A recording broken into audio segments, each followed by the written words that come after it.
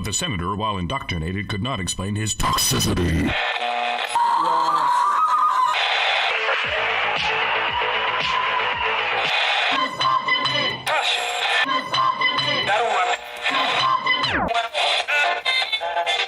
You should not listen to men's rights advocates if you want to know what they have to say.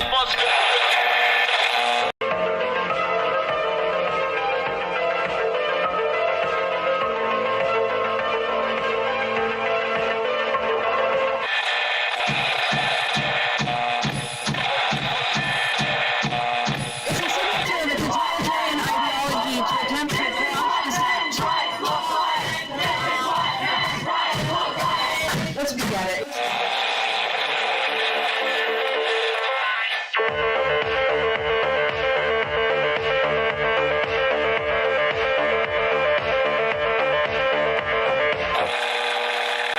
Number ZZ9 plural Z alpha.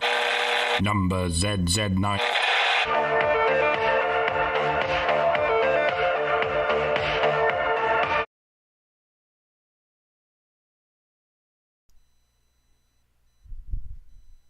Oh, let me shut the door.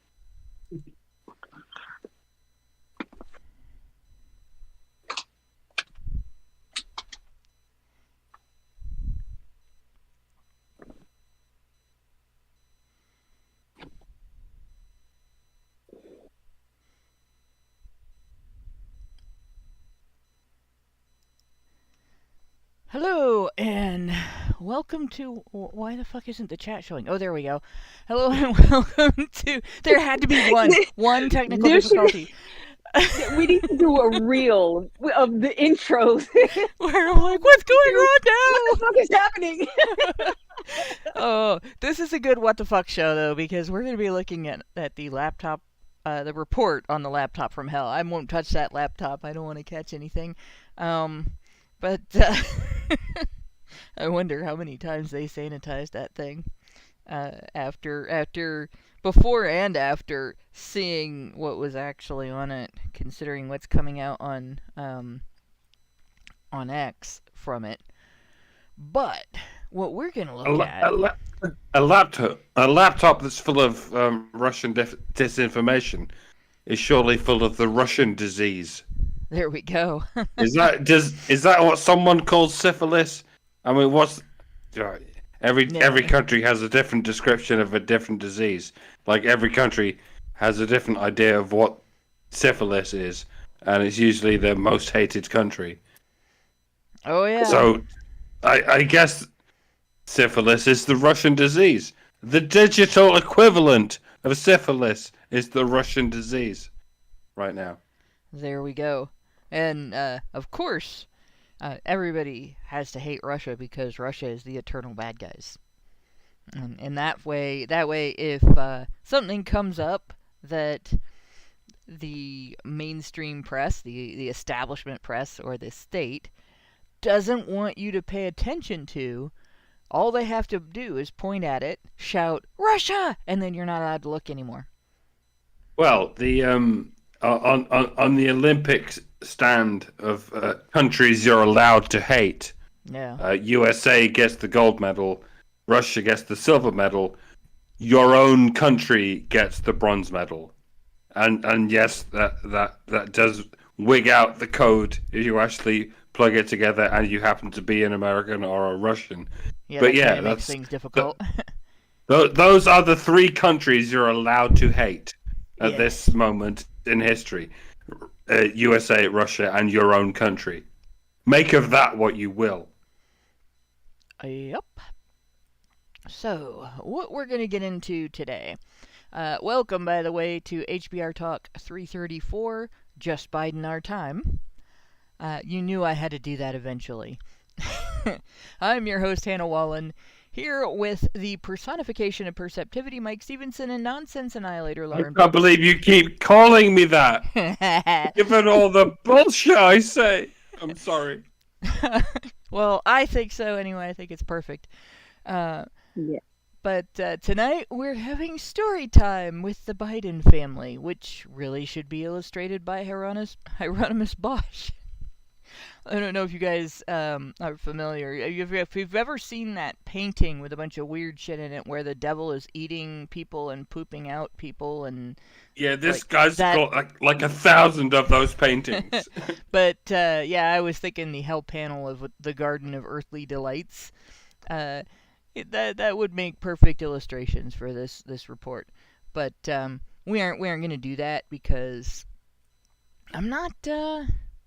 I don't want to crash my computer trying to put too many things on the screen. So, plus this is more serious than that. But it just kept popping into my head every time I looked at something new in this report. This is going to be an interesting read.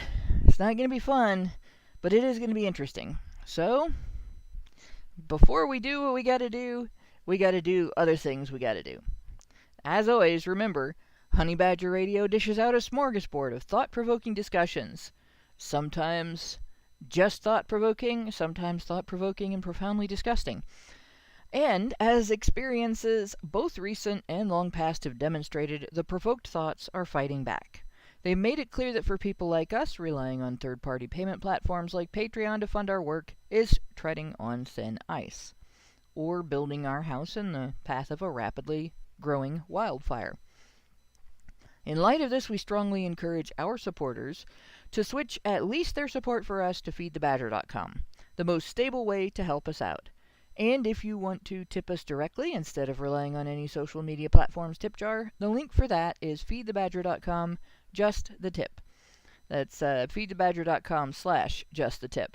And as always, the same risk applies to our social media platforms, which is why you should further provoke the thought police by tracking our thought-provoking discussions on honeybadgerbrigade.com, where you can find your way to all of our content as well as a link to feedthebadger.com in the drop-down menu at the top of the page. And there we go. So, here we are. This report... It's several hundred pages long. I'm not going to go through it page by page, but we are going to read the intros to a couple of sections, and then we will also look at information in some sections, particularly business crimes, because those are some of the international things that involved not just our own government's corruption, but corruption that involved other governments and their government corruption. And Gabriel Phelan Lucas says, don't tell us what to do, Hannah, you aren't our real mom. I'm everyone's real mom. So I use that name in video games where you have to pick a name, like the ones on your phone and stuff. And you enter name, okay, your mom.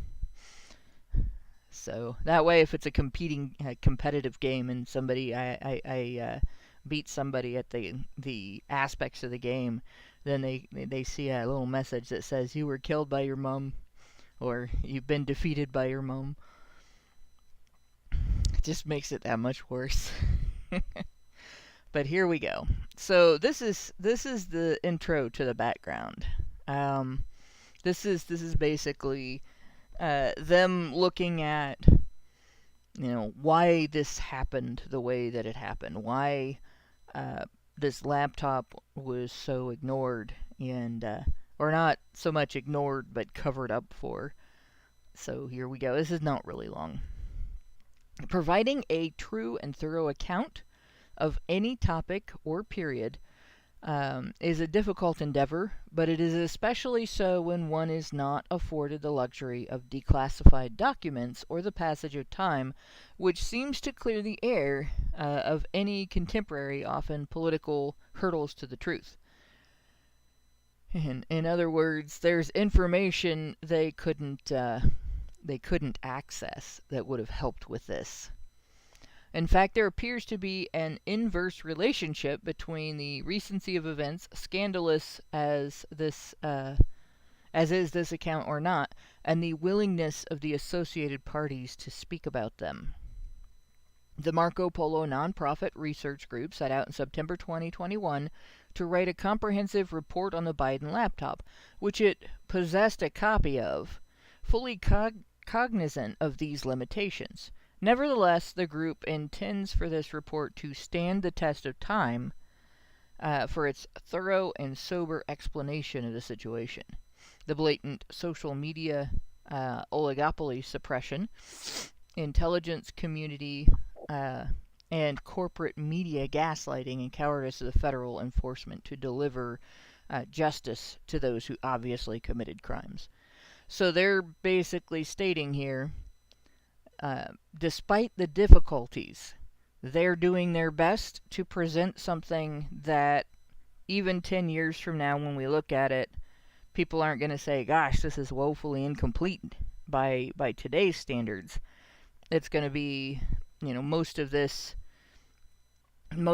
told at least enough of the story for people to understand the level of corruption and the level of cover-up that actually happened. Then they go on to, come on, that's right, I have to drag it. I'm like sitting here trying to scroll in this document, doesn't work that way. This is a PDF file, not to be confused with the PDF file the document is about. But this is, or is it in fact to be confused? It might those be. Two things. It is a file of the portable document variety, so it is not going to behave like a normal web page, and downloading it just wasn't happening, so this is what we've got. The Department of Justice, specifically the Federal Bureau of Investigation, took possession of an Apple laptop previously used by Hunter Biden on 12/9/2019. They had this before the election. I want people to remember that. Following months of back and forth with a computer repair shop owner named John Paul Mac Isaac, Hunter had abandoned the device at Mac Isaac's shop in Wilmington in April 2019. Based on the Wilmington Residency Agency of Baltimore field office, FBI Special Agents Mike, alright, I want to say that's Gilak, although it could be Zelak, because I used to know somebody that had a DZ that was Dezilak, and John Wilson, both child pornography investigators, took weeks to respond to Mac Isaac, who wanted the device out of his shop because he believed it contained evidence of felonies. I wouldn't want that in my shop either. Like, especially, like, one of the things that makes this significant, alright? It was known already because of the Burisma story and what came out in the mainstream press at the time. Even CNN had to talk about it. Like, they tried to contain it. They failed. So the public was aware that the Biden family had shenanigans going on that were similar to mafia shakedown tactics. Right? So if, let's say, the druggy son of a mafia boss, like the black sheep of the mafia, had left a laptop containing evidence of multiple felonies in your care, and you knew that law enforcement that might be corrupt, that might actually be on the dole, that, might go back and tell the mob boss that you had evidence of felonies that his family had committed.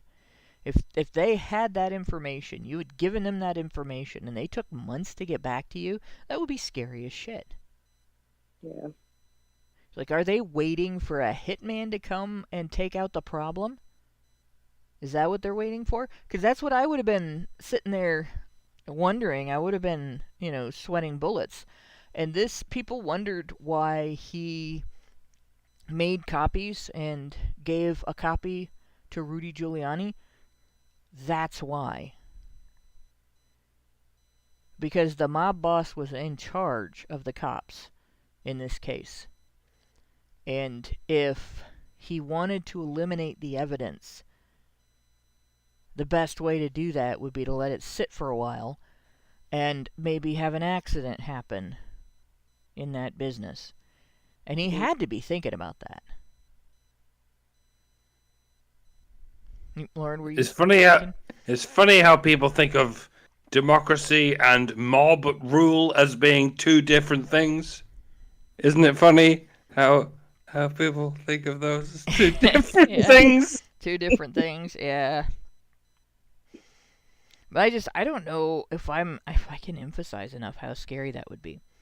You go to repair somebody's computer, and you find evidence. It's not just felonies. It's some of the nastiest, most publicly hated felonies that somebody can commit. And, I mean, you would feel like you were in a John Grisham novel.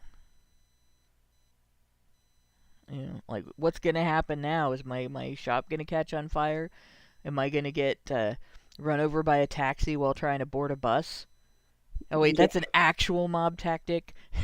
Right. That was done to a family member of mine. But to be fair, that was done to a family member of mine who made a really stupid mistake. But in any case, yeah, I would have been terrified. And months. It sits there for months with not just evidence of potential corruption in the government, but also evidence that the son of the President of the United States got hold of child porn and was using it. Like that. I think the FBI or whomever just didn't know how to handle it, because I mean, do they have to then admit that it's real? You know what I mean? We do know that there were two factions within the FBI that were not friends with each other. One faction was just trying to do their jobs, and the other faction was trying to protect the Democrat Party and prevent Trump from becoming president. That's part of what was going on. And to be fair, with regard to the fear factor, that latter thing going on, that actually is a valid reason for him to have been terrified as well. Yeah. So, when the FBI agents finally acquired the laptop, their subpoena was issued under the pretense of a money laundering investigation. Just money laundering, right? Not a shakedown operation in foreign countries that money laundering was being done to cover up. Nope, just money laundering. So, now we get to the lecture part, right? This report would not have been necessary if law enforcement had done its job. Dereliction of duty is nothing new for the FBI, as its government-sponsored cover-up occurred with Anthony Weiner's devices. Additionally, besides few notable exceptions, news outlets and think tanks in America have been unwilling to investigate, which it should blow your mind, right? Anybody that grew up, especially somebody like me, I grew up in journalism, and we had this almost, and they weren't quite deified, but they were definitely prophets of journalism, right? For Woodward and Bernstein, because they did that deep dive into corruption and at their own risk and all that stuff. And at the time, people didn't realize they missed the most important part of the story. People didn't realize that it was actually Nixon looking to see if Johnson had evidence that Nixon had gone to the enemy in the Vietnam War and said, "Don't make a peace treaty until I'm in office. I'll give you a better deal." Right? We didn't know that. That didn't come out till years later. But the idea the idea that being a journalist is about digging deep into stories that impact everybody in the country. Like being an investigative journalist, a reporter on national news and politics and stuff, meant getting your hands dirty and digging up what's actually going on, reporting on information that might be uncomfortable for people to find out about, but it's still important for them to know about. That was drilled into everybody's head. And these guys covered it up instead. So this is one of the things that, in my opinion, tells us that although it's not a Matrix like the movie The Matrix where it's all within a computer and everything, we have been living in a matrix of information control for quite a long time, wherein the state, the media, both entertainment and journalistic, and all other sources of information, the education system and so on, have all sort of collaborated and conspired to present narratives rather than information that you can use to make your decisions in your life. So this is definitely a situation where you, the little guy, you're trying to decide who do you vote for president, what kind of things do you plan for in the next year financially. Do you take out a second mortgage if you have a house? Do you try to buy a house if you have an apartment? Do you get a second job? Do you change jobs? Can you afford to take a vacation? All of those bits of information rely on how much trust you can have in the current system. What's the government going to do? How is it going to affect the economy? How is it going to affect your particular field of work? How is it going to affect the education system? How is it going to affect your kids? Is it going to make the place where you live too dangerous to live? Are you going to have to move? And you can't trust what the media says, because if there is a narrative that the government establishment wants to go out, that's what the media says. Final Midnight points out, it isn't just that the press of the day didn't report the story, it is that they had the New York Post kicked off of Twitter for reporting the story. And that's right, social media covered this up. Facebook covered this up. Facebook banned people for talking about this. Mm-hmm. It's crazy. Yep. Okay, let's see what happens when we go to the next page, because it's probably going to shrink, and then I'm going to have to increase the size again and reformat. But yeah, news outlets and think tanks in America covered this up. Yep, there we go. That's the first page of the background. Oh, that's slow. There we go. Don't be slow. Come on, computer. Alright. And it looks like it's showing alright, but it's all going to just show right above our heads, so I'm not going to try to make the documents more visible, because I've tried getting it bigger than this, and it just isn't working. And I haven't found a way to download this, the individual pages that I want. Well, the download button doesn't really work. The printer button doesn't really work. And I think it's probably because of my privacy settings, but I fiddled with them and can't figure out which one is doing it. So, and I don't want to pay $70 for the whole report, because I don't really need the whole report. So there we go. But after the FBI slow walk came to light just before the 2020 presidential election, I'm going to say it's Dezilak. Agent Dezilak deleted his Facebook account. You think what? I was going to say, I think it's like Zelak. Is like it? just the... Yeah. Yeah. Like the D is silent. Anyway. Yeah. I don't know. Like I said, I only ever knew one person with that spelling on their name, and it was Dez. But it was a longer name, and actually think that was Italian, and I think this is Polish. So,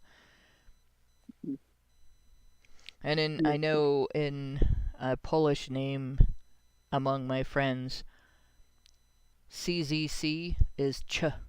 So the pronunciation can be really different. So we'll just, maybe it's probably J, Agent Gilak. So he deleted all of his information. It is unclear whether the fact that Hunter lobbied the U.S. Congress on behalf of his alma mater, which awarded him an honorary degree, and where his son Luke is a student, factored into his decision to not act on the Biden's numerous federal and state felonies. That might be a bit of a corruption, might be a bit of a, conflict of interest is probably the best term there.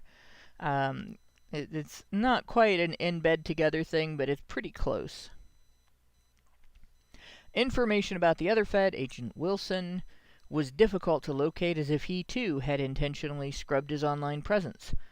Although, some of those guys might not have an online presence, or at least not one in their name.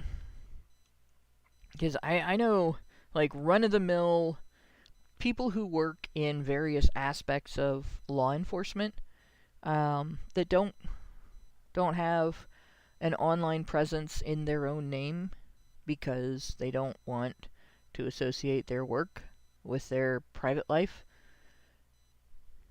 So, we do know that Agent Wilson previously served at the FBI headquarters as the coordinator for child abduction rapid deployment, also known as CARD.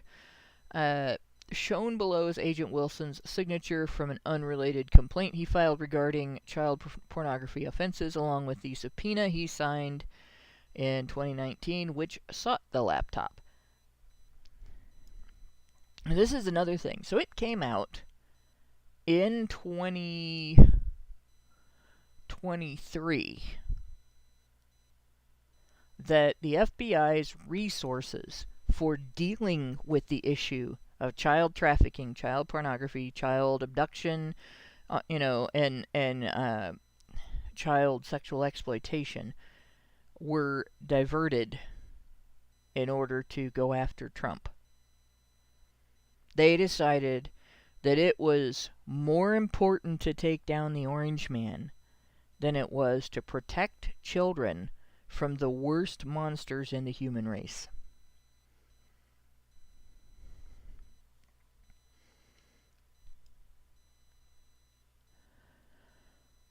So in 21st century America, crimes and/or scandals involving electronic devices owned by public officials and their families are becoming an alarming trend.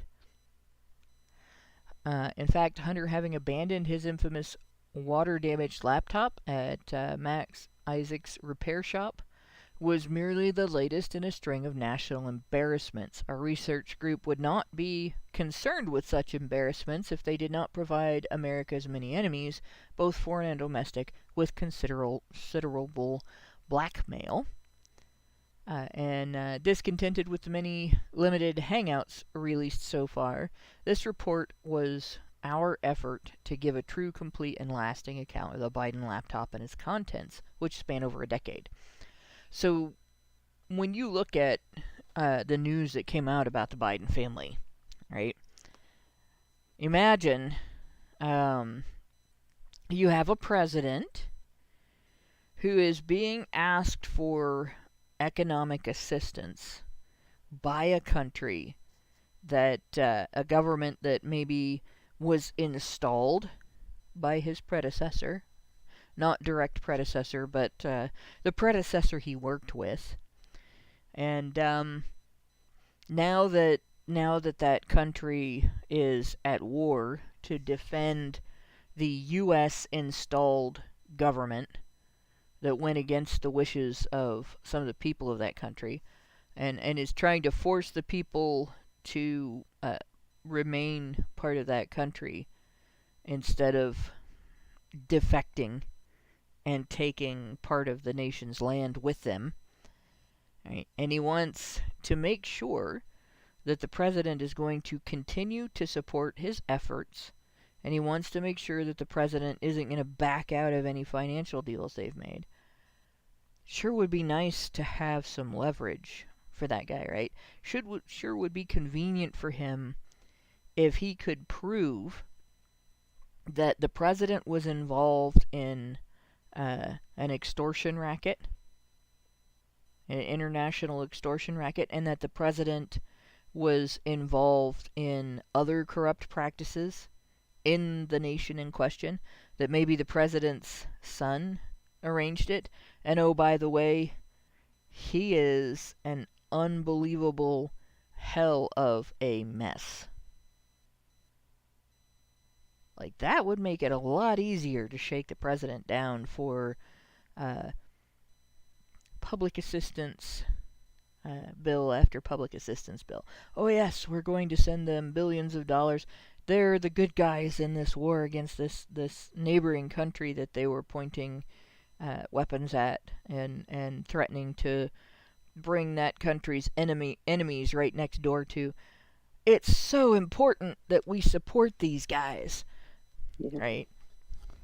Has absolutely nothing to do with the laptop, right?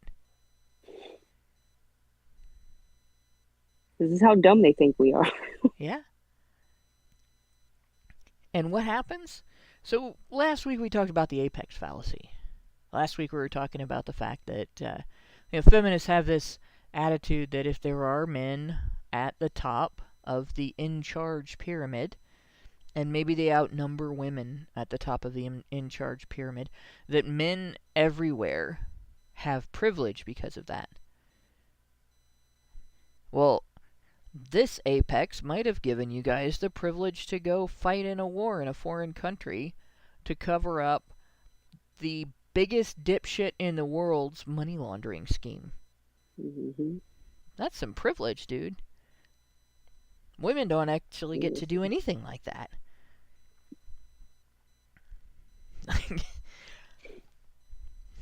So, next page. When you turn on the apex fallacy noticing software, it obviously at first it applies to class warfare, yeah. and then it applies to gender warfare, and then it applies to all the stuff below that. And this is the problem, that when you apply that whole prospect to the idea of these people are treated better than those people, like the way it sticks into the psyche of the average woman is even more, dare I say, problematic of the way it sticks into the psyche of the average working class person. Yeah. Because it's not a sincere thought. It's an upside down thought, and that's why it. We'd like to think it started with the class warfare of the communism of the Soviet Union and of all that shit, and that only after that did the Western world experience feminism. But I think there are many ways in which these tendrils stick into your civilization, and I think, though we like to think it started with communism, it didn't. It started hundreds of years before that, in what some might call chivalry, romantic chivalry, and whatnot. Some people like to think it started with the French Revolution, and yeah, it was advanced at that point, and some people might like to think it started with with what we call Rome, which is after which we name Romanticism. And somewhere between that and the Middle Ages, I think, is where it actually happened. Somewhere between the fall of Rome and the rise of medieval Europe is when it happened. Is when romance, as in the Romans, became romantic, and became romantic chivalry. All of this has come from that, and yeah, I'm sick of not saying it. I mean, I have said it a bunch of times. There's so many avenues of bullshit happening to the West right now, and it can all be attributed to different things like immigration, or LGBTQ stuff, and all these extensions of what could originally be called oikophobic misandry or misandric oikophobia. Either way, and some people call it romantic chivalry. I think when you combine these ingredients, what you get is the same thing in both cases. It's either romantic chivalry or oikophobic misandry. It's the same thing, and it's been going on since what archaeologists agreed to call the Middle Ages. And I don't exactly know what happened between the Roman Empire and Christendom, but what it was up for debate. I guess I'll let you handle it from there. I think what happened was that some political faction somewhere figured out how to blend oikophobic misandry with the creation of a victim identity grift. When you look at all of the things that are the woke shit, the woke bullshit that's affecting the United States and Europe, basically Western every place right now, every aspect of it is the victim identity grift. You know, you're not part of a group that is cohesive based on mutual interests, mutual characteristics, mutual needs, mutual goals. You know, none of that mutual experience. It's all just we're wrapping ourselves around this particular, very specific idea of victimhood, and there must be a perpetrator and a victim. And so you have your group is defined by its relationship to another group around which quite a bit of resentment and hatred is built. And the primary group that is like the biggest target, or that is always that's always its characteristics, its defining characteristics, are featured among the other groups and are relabeled as characteristics of those groups, is men. Right? Male ingenuity, male stoicism, functional male stoicism, where men get shit done even if it's not fun and not easy. Men being able to organize systems that make life easier, men being able to organize systems that create safety nets, men being able to create wealth in their civilizations. And when they are left to their own devices, to where women don't micromanage men, as a population, men do great things. And yeah, it's possible for men to do terrible things as well. And often, as individuals, men need guidance, often from other men, more than from women. And that happens with both sexes. Women need guidance as well. And it's women that do better at it when they grow up. But I think that a lot of what we've seen throughout history of this, I guess this long-term infection of wokeism, of this victim identity grift being used to infringe on other people's rights, divide various societies, to pit portions of the population against other portions and justify actual mass murder in multiple cases. Because people usually, when you say the word genocide, they think of one thing. There have been dozens of smaller incidents and bigger incidents than the one that is always the most prominent in people's minds. And they've all revolved around victim identity grifts at the beginning. Right? And the idea that there is always a population demographic perpetrator, and that perpetrator is infected with privilege and blindness to others, lack of compassion, isms and phobias, however you want to say it. And of course, the victim identity grift.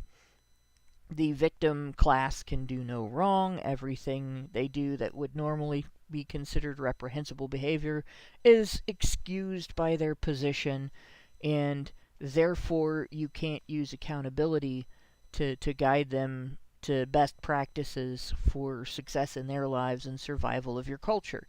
And every culture that has fallen has entered that first stage of victim identity grift and then ridden it through the various stages toward genocide, and many of them have ended with genocide.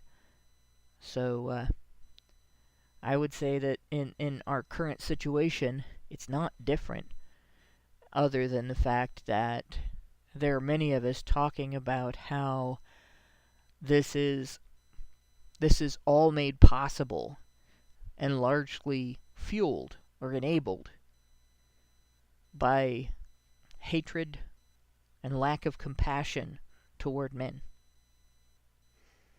as a population. And that includes that apex fallacy.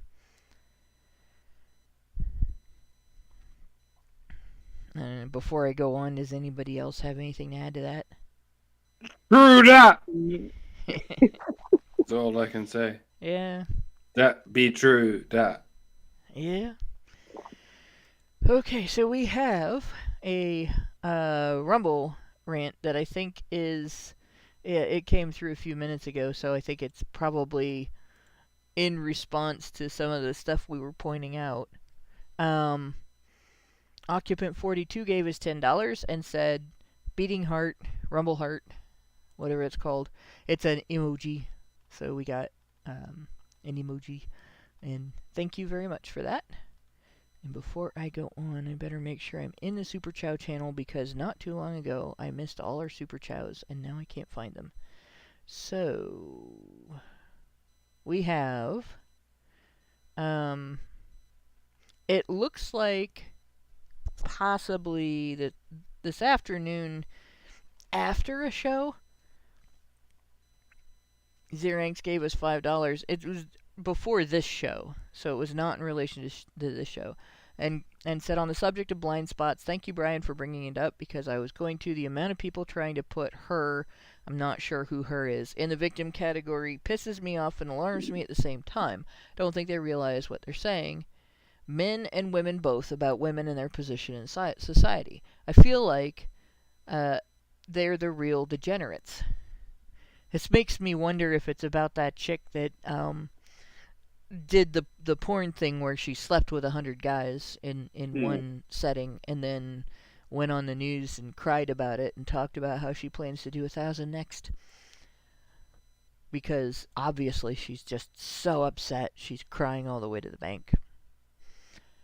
How much is enough money to sell your body? Like, that's just disgusting. It's up to her. It's her choice. The thing that bothers me is that she's playing victim of it. Like, who decided she was going to do that? Did somebody kidnap her off the street and make it happen? Then she would be a victim. But if she Right. planned that with people and then went through with the entire thing and never said, I can't do this, let's stop, but went through the whole thing and is now planning to do it again, it can't have been that bad, because Yeah. if it was, she'd have said, stop, I can't do this. Or, maybe she would have planned something else. Or at the very least, when they came along and said, okay, now let's do 1,000, she'd have been like, hell no. Fuck you guys, I'm out of here. Screw you guys, I'm going home. Something. But, nope. I don't believe somebody's a victim if they're planning to do it again. No. I'm trying so hard not to talk about this. Well, you can, but I'm gonna make a comparison, because we had this conversation before you go into it. We had this conversation with Anna Cherry a while back, on like, we're talking a while back on one of our episodes, right? I will say this: I don't have anything against porn. I watch porn. Right? I don't have anything against porn. If people are gonna do that, that's their right. It's their body, their choice. Okay. And I don't have anything against people making their own choices with regards to their bodies. But God damn it, own it. Do not tell me that after you decided to do that, any regrets you have are somebody else's fault. Mm-hmm. You did that. And, I'm not important because I don't have the psychological barrier creation. I don't have the toughness to have sex with people and then split off from them and not know them anymore, or not be close to them anymore, not be, that intimacy is a big deal for me. And it's not that it's not ever a big deal for porn stars, but it's not ever not a big deal for me. And you have to have, there's a certain toughness you have to have, just like I can go into a gas station bathroom that has puke all over the walls and shit all over the floor and methodically clean that up without getting grossed out at all. As long as I've got my personal protective gear, as long as I know I'm not going to get infected with anything because I have taken my precautions, I can do that. It's not a problem. Most people would start vomiting the minute they walked into that room. Right? I can't do that with breaking off a sexual connection. My feelings would be hurt the minute I walked out of that room. And I don't have that toughness, right? And I recognize that. So I'm not in porn. Even if I could make my body look good enough, which I probably could if I wanted to do the work, which it takes a lot for somebody like me. But I couldn't do that. So I do have respect for people who can create those boundaries and maintain them. Right? If you can't do that, you don't belong in that profession. Yeah. I can create that boundary between my disgust and the thing in front of me with bodily fluids. I belong in healthcare. I can take care of somebody who is dealing with all kinds of pain and suffering and discomfort and unhappiness, and be compassionate and still be matter-of-fact about the care that they're receiving. Right? If you can't do that, you don't belong in healthcare. Yeah. And if you can't put a boundary between yourself and the intimacy of a sex act, you don't belong in porn. This woman either belongs in porn or she doesn't. And she should figure that out and own it. But this victim shit pisses me off. You're not a victim. You made a decision, and you're doing it again. So don't tell me how horrible it is for you, because you don't have to do that. There are other jobs in the world, and you can do them. So go on, guys. You can jump in on that if you want to.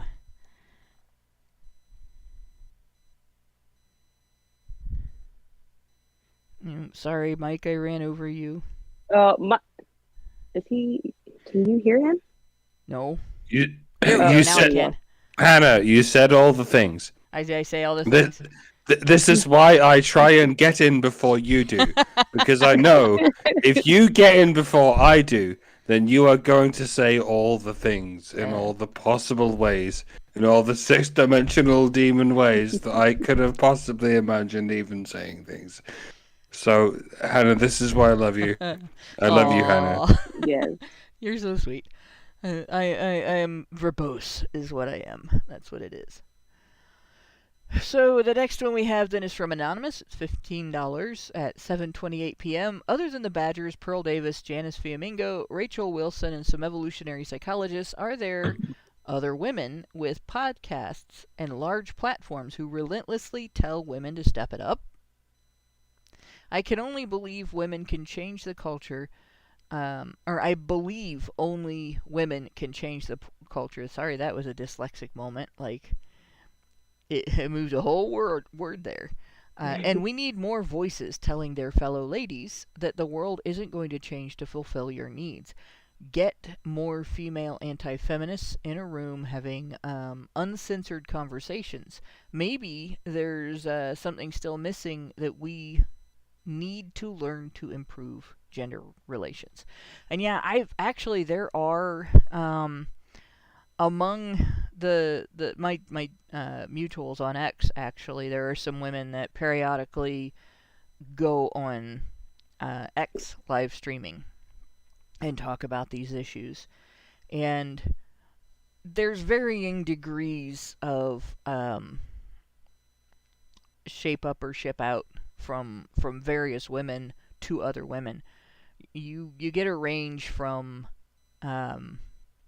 women who are more traditional, who still have that idea that men should be in charge, women should be submissive, and therefore, if women are going to be submissive, they owe a bit of deference in terms of making the rules and so on.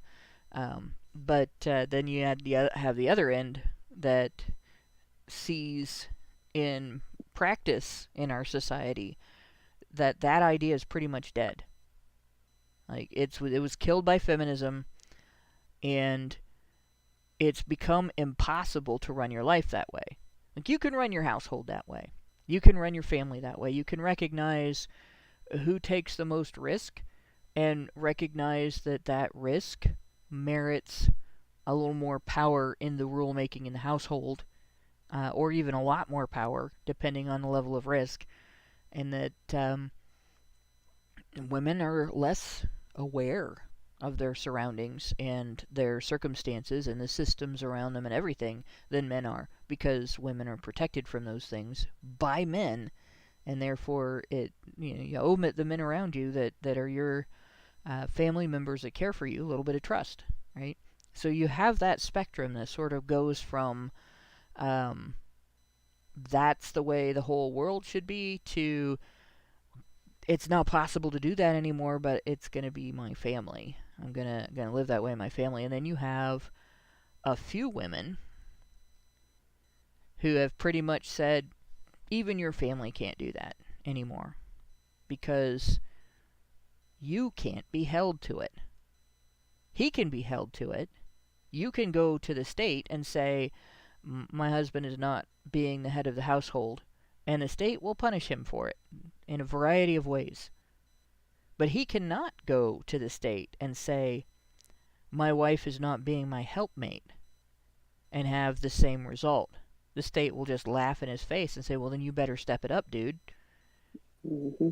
So, yeah. But I'm trying to think of names off the top of my head, because I've seen several women that I follow on Twitter have these discussions. So it's not just where I could be like, oh yeah, go to this account or that account, and definitely that person, you're going to like what they had to say. But just recently, there was one that popped up in a conversation I was having, and pretty much had the same thing that I was talking about. Now I can't find her. I'm not going to start looking in there, because I'll start finding things I want to reply to. Yeah. And in fact, I just finished a tweet that I had started before the show, and something I had to upload, and then I forgot about it. Oh, there it is. I would look up. There is an account you guys might like on X if you are sort of mentally tough enough about differences in opinion to accept an individual who calls herself a traditionalist. And by the way, she's not a neocon. She's not. I wouldn't put her in the same category as the neo-traditionalists that are trying to bring back a 1950s that never happened, which that seems to be a thing all over the place now. But she would be at, and this will be all one word, Men's Rights Bunny. And her name is Florida House Bunny, but she goes by F House Bunny. Yeah, and I have seen her kick ass, and I know that she streamed a couple of times and had conversations, and I really like the things that she has been saying. So it's like I said, that's one that popped up in my feed, and it has popped up in my feed a lot, that I can see the movement really liking. So if you're not already following her, definitely take a look at her page. She's brilliant. Yeah. She is. I like her a lot. Yeah, me too. So that's the current super chows. And yeah, mangaka in Rumble has a point too. Like I've said about the porn thing, I'm not anti-porn. I'm not anti-sex work. I'm not anti any of that stuff. But be prepared that if you are, just like there are men and women who will not marry a doctor because they don't want their partner going off to take care of other people in the middle of the night all the time, right? That there are going to be people of both sexes, regardless of what sex you are working in these occupations, that aren't going to want to be in a committed relationship with a professionally sexy person. Right? If you have a body count more than 0, some people do not want to be with you, and that's fair. That just means that you're not compatible with those people, and there are other people that you might be more compatible with, and that's fair. You know, you're not being discriminated against. So where mangaka says body count of 0 or I'm not sticking it in, that's fair. It's a standard that should go both ways, though. Right? Yeah. You should have a body count of 0 if you expect a body count of 0. And if you're going to have, like this woman, a body count of 100, don't expect to get with a guy who is very careful and has a body count of 0. Just like if you're a player, don't expect to marry, the girl next door who has never even seen a guy in short shorts.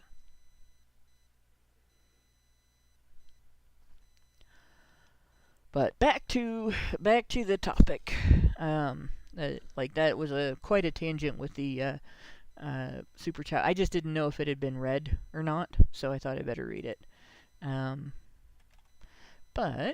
So here we go. To illustrate a point previously alluded to, the non-exhaustive list below of various electronic device scandals and public officials illustrates this national embarrassment.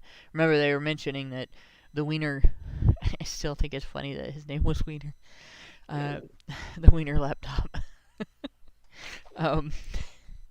It's like it was a script. It was scripted. There's going to be a sex scandal. What should we call the guy? Oh, let's call him Mr. Wiener.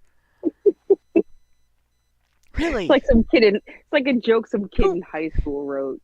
Who wrote this? This is so campy. Oh no, it's real life. Yeah. Oh my god. Seriously. Can't make this shit up, Hannah. Can't make this shit up. Right. So that's the first one they mention. A laptop along with an iPhone and an iPad that belonged to former Congressman Anthony Weiner, Democrat, New York, contained sexually explicit images he exchanged with a 15-year-old girl from North Carolina. The devices contained evidence of other felonies, including classified emails between Huma Abedin Weiner's then wife and then U.S. Secretary of State Hillary Clinton. This is really bad too, because it could have just been that Weiner victimized this 15-year-old girl. It could have been that a third party also victimized this 15-year-old girl as a honey trap for Weiner. And then his wife put fucking classified emails on the device that he was using to commit those crimes. And if I remember right, the latter was the story that came out. Former Congressman Chris Lee, Republican, New York, 26, used his... that's District 26, not age, because Anthony Weiner's much older than 11, so that's his district. Used his cell phone to take explicit photos and sent them through Craigslist to strangers. Jesus. And you don't want that coming out if you're a politician, right? Former First Lady Hillary Clinton illegally used a private email server which she had installed in a closet in her home in New York for official government work while she was the U.S. Secretary of State. As a result, 38 public officials were cited for violations in the criminal conspiracy. But not Hillary. She got everybody else dirty. Former FBI agents and philanderers, Peter Strzok and Lisa Page, I love that, and philanderers, exchanged hundreds of text messages on government-issued devices about everything from their hatred of Donald Trump and messages on government-issued devices, and their insurance policy about his election to the logistics of their trysts. This is their official work devices, not their personal phones. How stupid can you be? You're a government official. Or at least hired by the government. Why in the fucking world would you believe that you could send some shit like that on a government-issued phone? Mm-hmm. You absolute ignoramuses. This is just dumb. They deserve to be caught. They deserve to get caught. Yeah, well, and if I remember right, they were both married. Mm-hmm. Right. Now, I believe so. The thing that we never know with government officials, because it's not socially correct. And again, this is something that it's not something I would advise most people to do, for the same reason of, like, you can't just sleep around. For most people, I think you can't just sleep around and then cut off relationships and still be okay. Right. But some people have an open relationship. And so, like with the Bill Clinton, Hillary Clinton cheating thing, I've always had this lingering suspicion that there was no cheating taking place in that relationship, that they had an arrangement, like an open relationship or a swinger type relationship, and it's the man in a relationship like that is a lot more vulnerable to allegations. Mm-hmm. And it's not something that I can point to one specific thing and say, this is the evidence, this is the evidence. Besides the fact that Hillary didn't play victim for very long, and she stayed with him when she could have launched a whole political career out of being the victim of her husband's cheating.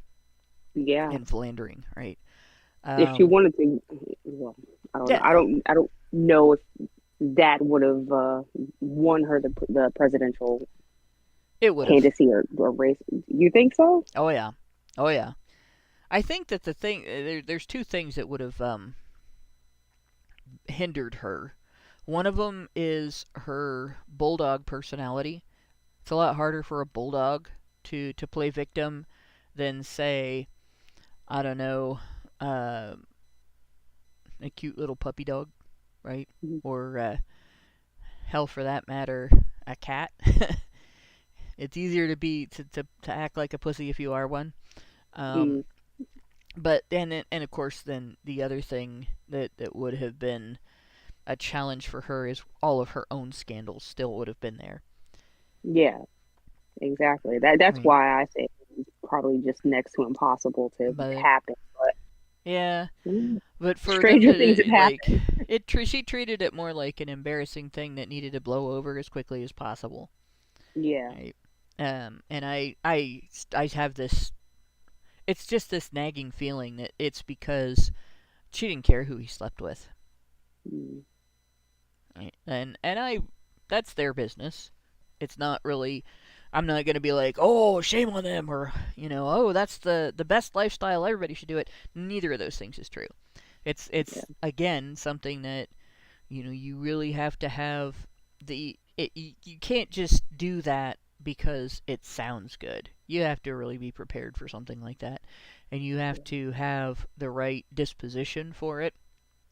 Because if you're a person that gets jealous, or if you're a person that is hurt badly by breakups, because they happen, it's very hard to add another person to an existing relationship, and keep it permanent. Some people can do it, very few people, and if it's just like a swinger situation, you're breaking off relationships that are very short all the time, and like that would be a very painful thing for most people. It's not. It sounds like party time and fun and all that, but it wouldn't be, because you would be triggering your production of oxytocin and other brain chemicals as part of building a relationship over and over again, and then cutting that off. So it's a thing that could be, like I said, it's a thing that could be true. It possibly could be true about Struck and Page and their relationships as well. You never know. Like people in government, a lot of people in government are much more into the debauchery than they like to admit. That's why Congress had a slush fund for sexual misconduct allegations to make them go away. Which, like I said, I still want the names of the people that used that. But so I'm not going to necessarily suggest that they really were cheating on spouses, and I'm 100% certain of that. But if they were, making sure they were going to get caught was just about the dumbest fucking thing they could have done. It's almost a deliberate abuse, a way to hurt their spouses. Look what I did to you. Everybody knows. Then we have former Congresswoman Katie Hill, Democrat, California, District 25, recorded and photographed her sex and drug binges with staff and her now ex-husband, which led to her resignation from Congress and a failed lawsuit against the outlets that exposed her degenerate and illegal behavior. Like, drugs, you get arrested if you use them, but here we have Congresswoman using them. Mm-hmm. Ed Buck, former mega donor to Congressman Adam Schiff, Democrat, California, District 28, and a member of the Electoral College, by the way, the person who's voting your vote in 2016 for the state of California, filmed and photographed his drug and sex benders with indigent black men, which led to his conviction after 2 of the men died as a result of Buck injecting them with lethal doses of methamphetamine. You thought them Diddy parties were crazy. Shit. And these guys, when this is discussed, right, what he did sounds like he picked up desperate male prostitutes who were homeless. Mm-hmm. There's something that a lot of people don't realize about homeless men who act as prostitutes. Right? Not all of them who act as prostitutes are into the sex that they are prostituting to. It's basically just to get a place to stay for the night. Maybe a little bit of money. And if they happen to be addicts, which a lot of homeless people are, because it's a lot easier to deal with the circumstances you're in if you completely reduce your awareness of them. Right? You kill all the pain. So he was basically taking advantage of somebody being down and out. Somebody being in a circumstance where saying no might mean being out in the cold all night. And if that was women, people would be really, really outraged about this. This would have been discussed quite a bit longer. And it would have resulted in much more of a scandal. But of course it kind of got shoved under the rug because, the only people he hurt were men. Mm-hmm. Then we have thousands of emails. Let's see, I'm going to move this up because you guys can't see it. Thousands of emails from John Podesta, Hillary Clinton's presidential campaign manager, revealed his associates' participation in seances, secret engagements with international bankers. Seances, that can be embarrassing just because people just don't believe in that stuff anymore. There are people who do, but it's not considered modern, to believe in that stuff. And then the relationships with investment bankers, that's another one that's kind of, all that stuff coming out, that didn't just come out in the United States. That wasn't just reported in the United States. That came out all over the world. Everybody saw that. Everybody saw the country's dirty laundry. Everybody's got to be thinking, all we got to do is get in with some congressman in the United States. Anybody, it doesn't matter. They're all corrupt, right? And we can easily just get what we want from them by using a honey trap or giving them some drugs and then getting blackmail material.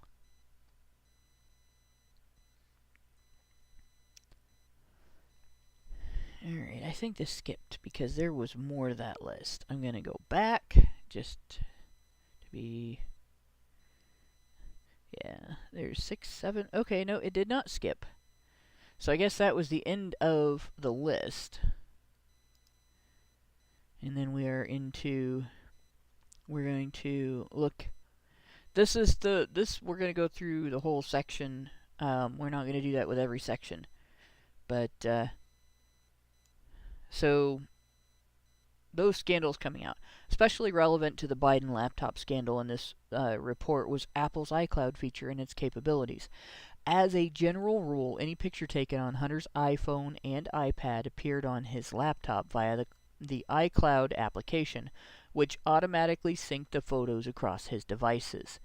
From Marco Polo's perspective, this iCloud feature provided gigabytes of extra material to investigate, but it also presented challenges to establish the basic who, what, where, when, and why. 5 W's.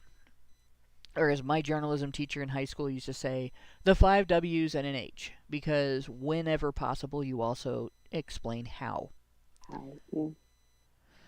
For example, determining which iPhone device belonged to which member of the Biden family was critical, as who took a particular picture was as important as the actual image. Case in point, sexually suggestive photos of Hunter's niece were not synced to his laptop via iCloud, but were rather manually downloaded to his laptop when he backed up his niece's and sister-in-law's phones to his laptop with the Dr. Phone tool. This fact opened up multiple lines of questioning. Why did Hunter's sister-in-law have sexually suggestive photos of her own daughter on iPhone? Why did Hunter want them? How were they not prosecuted for possessing them? With the Biden laptop, questions like these were answered, but, as is often the case, new lines of inquiry arose from those answers. Marco Polo is confident this report will spur more answers to these and many other questions. So when we get through the business end of it, we may or may not go directly into that because there is something else I also want to talk about.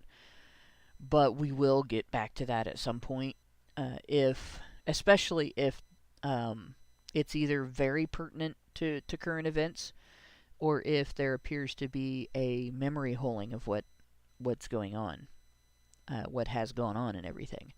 But I will point out, like, if you have an iPhone, any picture that you have taken is uploaded to the cloud because of that. There's an alternative location that has a copy of your work. It's one of the reasons, like, in my line of business, we do not use our phones for documentation. There's some documentation, like, say, you have a client that has a mobility issue and you're helping that client, you're assisting that client to move from location A to location B, and the client's mobility issue causes them to trip and fall and they get a big bruise on their knee. All right. Sometimes documentation does involve photographs, just so that you can monitor, how does this bruise change? Do we have concerns about clotting, things like that? You can't do that with your phone, because where iPhone, they upload to their cloud. My phone that I have is not iPhone. I have an Android. A lot of Androids have some Google services on them that do the same thing, except instead of Apple having the images, Google has them. So if you do work in the medical field, a lot of people they'll have phones that are specific for that, and they'll have applications that they can use that the image stays in the application. It isn't allowed to be accessed by any other application. It gets encrypted, so if you text it to somebody, nothing picks it up and says, oh, this is an image, this is what it looks like. You couldn't open it unless you had that same application on your device and the correct setup to unencrypt the information at your end. And you have to do that in order to protect people's medical privacy. These guys were intensely careless with this kind of information, this kind of bullshit that they were involved in, that they pretty much did none of those things. They weren't careful to encrypt. They weren't careful to isolate. They did allow essentially Apple to spy on their activities. And as a result of that, once Trump is in office, the Trump administration, if they so choose, can actually, the law enforcement end of it, can actually go in and get court orders to get that information, and Apple will have methods to provide that to them. So if something comes along where that pardon, that blanket pardon that Biden gave him is ineffective or no longer applicable, he's fucked. Because the government can get every aspect of that information. Meredith G gave us $5 and said, HBR Talk 334, honey for the Badgers. I find that female politicians are just as venal as the men. But no one is supposed to pay attention to it. I know of 4 Republican female politicians who have cheated on their husband off the top of my head. They are still serving in office. Oh, yeah. Yeah. And female politicians, the one thing that they do that men don't, right? They will engage in the same levels of corruption, debauchery, carelessness, stupidity, bullshit in office. They'll do all of that. But then when the accountability train comes to pick them up, they start playing victim. Oh, poor me. I was under somebody's thrall. All I did was send emails about my grandkids. Gosh, Hillary, I didn't know your grandkids were classified. Right? Just, oh, you're targeting me. You're so mean to me. And for the most part, you don't see like what Joe Biden did with his son. that's almost always a female behavior. I mean, not shocked to see it from the feminist in chief, but even if he is a man. But yeah, that's more often something that women, and it's almost a universal, like, oh yes, how dare you discover that I did something bad? You must have been doing something bad to find out about it. Mm-hmm. Right? That's a big one. How dare you criticize me for the bad thing that I did? You just hate women. Right. Yep. Men don't get that. Yeah. That's a female privilege, right? Male privilege is when you get taken seriously, especially when you do something bad. Yeah. Women will demand to be taken seriously. Men get taken seriously when they really didn't mean any harm. and then of course if they did mean harm, they get taken even more seriously. Mm-hmm. So the volume of material on the Biden laptop, from iPhone location data and internet browsing history to rental leases and insurance verification cards, in every file type imaginable, made the cover-up and slow walk from the press, the IC apparatus, the law enforcement, all the more enraging. Because they had everything they needed to go after this guy, and they covered it up. It's like trying to cover up a trash heap the size of Mount Everest. The contracts, nope, that was contacts. Spreadsheets, photos, videos, messages, and other files, approximately 200 gigabytes. Confirmed there was no plausible way the material was forged. Shortly after the corporate media's pre-election cover-up was complete, liberal publications began allowing their writers to ask basic questions. For instance, Joe said that he had never spoken with Hunter about his business. Why then did Joe meet with Tony Bobulinski in the Beverly Hilton for nearly an hour in 2017? Instead of asking simple questions that would have revealed his complicity, mainstream reporters discount whistleblowers and ask softball questions, which allows Joe to easily avoid the issue. And we will go, this is the last page of this section, I think. But this basically sets the stage for the rest of the discussion. Forensic analysis of the Biden laptop by a former federal investigator were commissioned. And the print there is so small. Not going to try to read the caption. I think it's just his name, which is probably, if I remember right, in the paragraph. I am a retired U.S. Secret Service agent and began cyber forensics in 1996, getting certified by the U.S. Treasury CIS 2000 program. In addition to 11 other Secret Service agents, I was the first in the United States to become certified as a computer forensics specialist and have been conducting forensics examinations while employed or contracted by various government agencies, and in the private sector continuously for 26 years. I've been contracted since 2007 by the U.S. Department of Justice, U.S. Attorney's Office, to conduct cyber investigations and cyber and cellular forensics. Totally sounds like a Russian spy, guys. Obviously, we can't trust this guy. I don't trust anybody, but it definitely sounds like, if somebody can dig through this information and get to the bottom of it, he's got the most training for that. And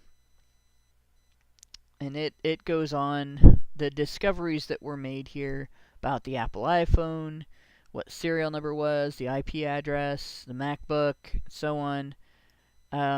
He labeled it authentic, said there was no manipulation, and this is an affidavit, if I remember right, that was submitted in court or submitted to Congress, but he went through and actually certified it. This is real. And I believe what we're seeing at the bottom here is what's right here. There we go. It's not going to let me keep it up there, but alright, so his name is Konstantinos Gus Dimitrelos, CEO, Cyber Forensics Incorporated, retired U.S. Secret Service. He stated, and this is where it says down here, this is smaller print, sorry guys, that a copy of Hunter Biden's hard drive obtained by the Washington Examiner is indisputably authentic. There is no evidence of any hacking or file manipulation. Right. This was published by the Washington Examiner in 2022, after the election. So, what we have here, this establishes a couple of things. First of all, the writers of the report are castigating the Biden Department of Justice for egregious negligence and corruption in regard to this incident, this laptop.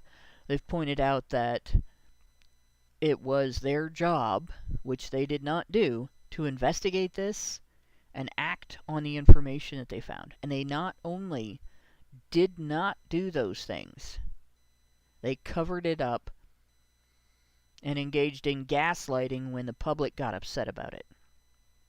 Right? It also establishes that there's a significant amount of material that can be verified, validated, documented, and although there's probably quite a bit that cannot be shared, there is at least some public discussion that should be had about this. And obviously, if the public's been gaslighted about it, that's been suppressed. So in addition to the legal stuff that should have been happening, this should have been material that influenced the outcome of the 2020 election. And it was hidden to prevent it from doing that. Yeah. What do you call that? What do you call withholding information in order to manipulate the outcome of an election? Sounds a little bit like election interference to me, but what do I know? Yeah. So, if you just posted a meme on Twitter, and you're a dude that supports a candidate that the establishment doesn't like, jail for you! Right? But if you're at the apex, why, you have the power to not only get away with something like that, but get away with this level of deception in order to manipulate an election. With little tendrils going out to journalistic media, entertainment media, social media, right? All the places where people's information comes from, and control the conversation. If people talk about it, you can have them silenced. But it's totally the same for men at the bottom, right, guys? Totally. So, double check the next one. I think this is the last page. This is the last page I remember. I haven't actually looked at this all week. I might be wrong. Okay, nope. It's not the last page. We're not going to go through this in 2-hour shows. I'm not going to try to cram all this. So we're going to stop at this point with what we've got. Like I said, it's a lot to take in and it's a lot to consider, and it's very dry, and it's also it's a lot to digest, right? Just this little bit is a hell of a lot of corruption for people to be blasé about. Mm-hmm. We have evidence from this laptop that there is a structure in place within the United States establishment political and social establishment to manipulate our elections by controlling the flow of information so that the correct person gets into office. That's what this is exposed. There's a lot of other stuff this is exposed. Clearly, it's not hysterical or over the top to refer to the Biden family as the Biden crime family the way they do on Fox News and stuff. It's pretty obvious that they have some sort of like organized mafioso type crime stuff going on that we should know about, because a lot of it influences whether or not you get drafted or your son gets drafted. Right? Whether or not you pay shitloads of taxes that are going to be sent to some other country to be laundered and put into the pockets of oligarchs. Those are important factors, right? But this, I'm not sure that it's not scarier to know that the political establishment, not just the Washington bureaucracy, by the way, but the entire socio-political establishment, the media, the education system, the government officials, law enforcement officials, the bureaucracy, everything works together to manipulate your vote and decide for you who you're going to decide should be making the rules that you have to live by and that apply to you and your wallet and your life. Like, that's the scariest thing to me that comes out of this. Yeah. And then we have also seen just how blatant and open and careless and widespread the resulting corruption and how petty, too, the resulting corruption in Congress has gotten. Like, partying with your interns in your office with drugs and, with blackjack and hookers, whatever. Like, how dumb can you get? Not to be secretive about something like that. Not to be very cloak and dagger if you're going to do shit like that. And why do shit like that in the first place? But if you're going to do shit like that, at least have the wherewithal to not make it anybody else's business. But, yeah. So we've got quite a bit to dig into here. And it's not just, like, some of it's going to be very salacious. And some of it's going to be very outraging. Some of it's you're going to see a lot about money that's come out of your pocket if you're an American, or if you've spent money in America. But you look at this, the bottom line is the two-tier justice system and the complete and utter disregard for the common man, the forgotten man, right? The guy who's actually wielding the voting stylus. So we're gonna have fun digging into how manipulated we all are. In the meantime, there will be an after show tonight. I decided that this is heavy enough. I wanted to go for something light. I found an article on actually just on my phone.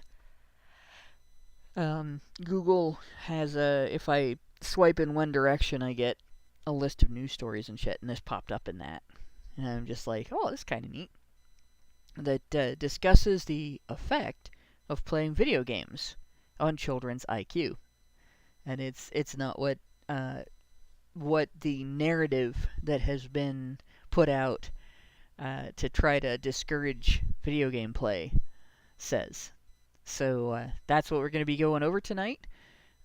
Anybody that wants to be involved in our after shows, again, go to honeybadgerbrigade.com, look in the drop-down menu at the top of the page, you'll find a link to feedthebadger.com. And on feedthebadger.com, you can find your way to all of the different levels of support for our work, and it'll also show you how to get into the after shows for the various HBR shows, HBR live streams, and anything else that that you can do with us. So I don't have the article open, or I'd show you, but it should be an interesting after show and hopefully more fun to read. Next week we will start up. I'm going to double check and make sure this might just be the last page that I thought was interesting in this part or important for me to go over. Or it might just look similar to the last page in its layout. And I will go from there next week. So, with that, thanks for everybody for listening. Thanks to my two co-hosts for going over this incredibly dry and weird material. And thanks to everybody who works in the background to make HBR Talk happen. Good night, all. Good night, y'all. Men's rights activists are machines, dude. Okay? They are literal machines. They are talking point machines. They are impossible to fucking deal with, especially if you have a couple dudes who have good memory on top of that too. Holy shit, you're fucked.